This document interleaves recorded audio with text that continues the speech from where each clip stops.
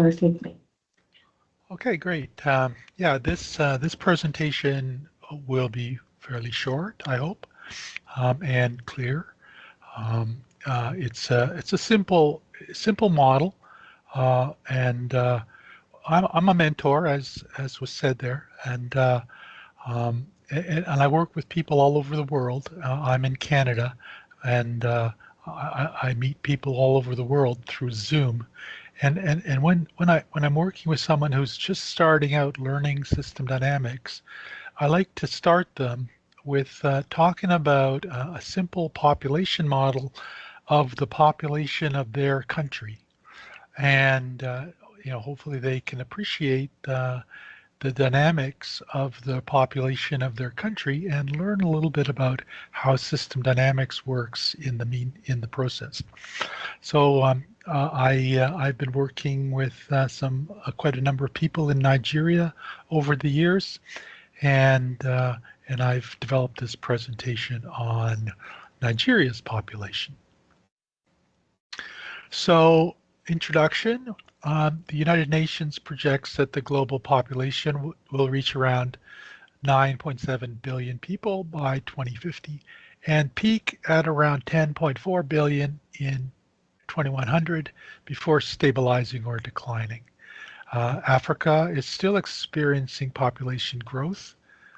Nigeria is the most populous country in Africa, and as of 2024, its estimated population is approximately 234 million people. The country has been experiencing steady population growth driven by high birth rates and increasing life expectancy. The fertility rate has recently decreased and is expected to continue to fall as education and economic opportunities for women expand. So this is a very simple system dynamics model of a population, and the stock is people, and it has an initial population, and it has births and deaths and net migration. And I guess the novelty of this model is that the birth rate, the life expectancy, and the migration rates are not constants. Even though many models would use a constant value, I'm actually using a time varying value. But anyways, I'll just show you what I often talk about when I'm showing my young people system dynamics models is I show them how to build the model in Excel. Most people are familiar with Excel, and this is the model in Excel. So you see you have a population column here, you have a births column here, you have a deaths column here, and you have a net migration column. And you have years running down this column. And basically, the way I explain system dynamics is that when you want to calculate the population in the next year, so for example, in 1951 here, this is Nigeria, and this is in millions, thousands of people, I guess, so 37 million there. So what you do is you take the population in the previous year, you add the births, subtract the deaths, and add the migration. And if you do that, you would obtain the value in 1951. And so the way to understand system dynamics is that each endogenous variable in the model can be thought of as a column in an Excel spreadsheet. And I think that's very easy to understand, and it's easy to explain to anyone who may not be familiar with system dynamics. Well, as I said, this model has a little bit of novelty in that the migration rates, the birth rates, and the life expectancy are not considered constants. They're considered time varying. And I use a pretty simple model here of goal seeking. So basically I have an initial birth rate and a long-term birth rate and a time to change the birth rate, and there's a birth rate as a stock and a flow into or out of the birth rate of the change in birth rate. So this is the rates in the model. And then one of the things is I use the death rate instead of the life expectancy. The life expectancy is in years, and the death rate is 1 over years, and so they're basically reciprocals of each other. But the birth rate has been increasing over the last 70 years. Oh, sorry, I guess I should get into the data first. Okay, so I collected historical data from 1950 to 2023, and I used the source from the United Nations called the Population Prospects 2024. And as I said, life expectancy has seen steady increases since 1950 in Nigeria. Birth rates have just recently started to decline, and around 2010 I started to see some decline in the birth rates. Net migration, definitely there's very strong push-pull factors in migration, and they're individually they're sort of large, but when you look at them in the net as a net migration, they have a relatively small impact compared to the birth rates and the death rates. Or the life expectancy. And so based on the fact that I'm seeing the birth rate decline since 2010, I think that the Nigeria is heading towards a demographic transition. So as I said, the life expectancy has pretty steadily increased since 1950. This is the historical data, and you can see it's gone from about 35 years to about 53 years over that 70-year period. And I expect it'll continue to increase.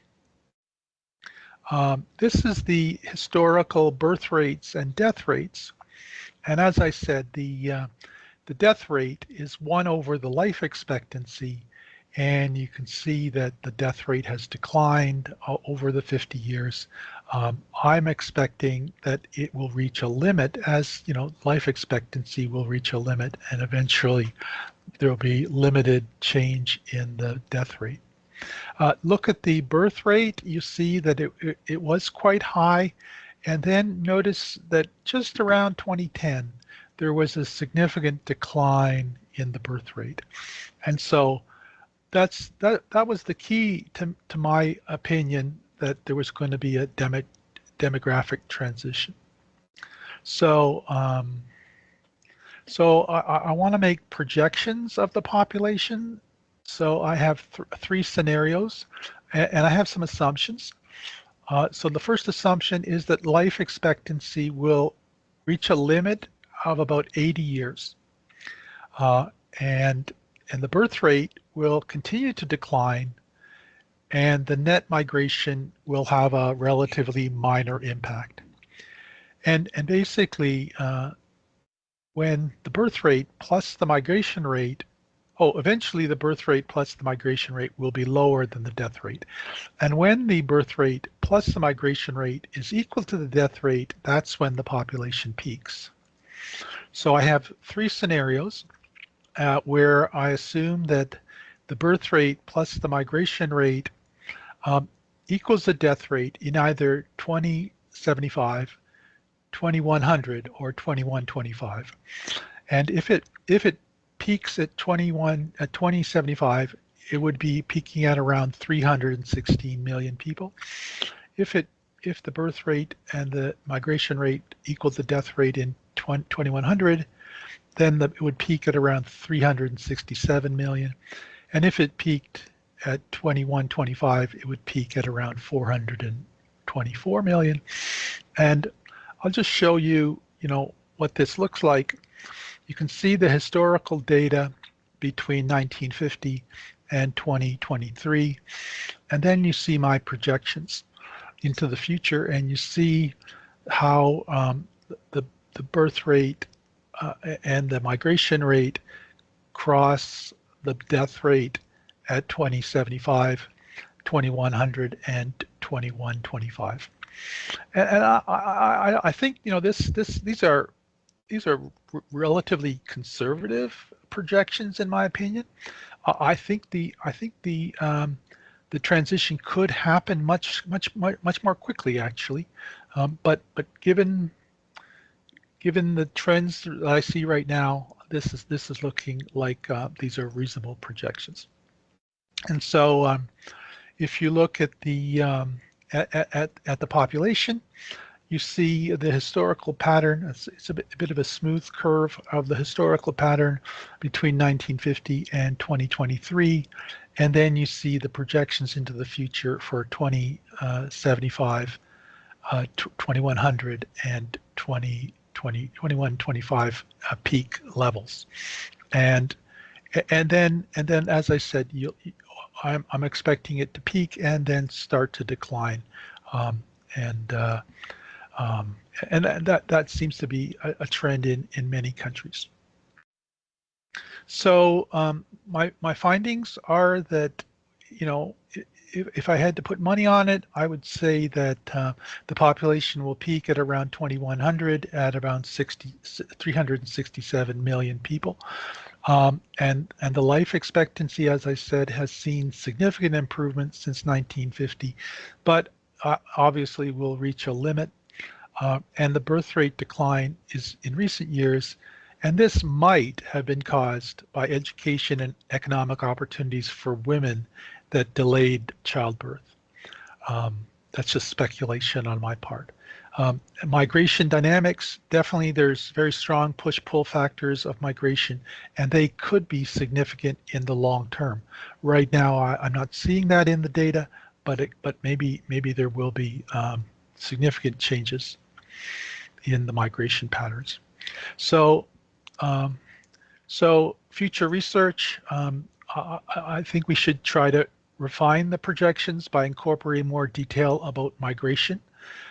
We should also consider subjective factors like exploring personal decisions around family size and emigration, and also look at the population and sustainability issues, aligning the demographic trends with Nigeria's development goals. Thank you for your attention. I look forward to your questions. Thank you, Ivan. This was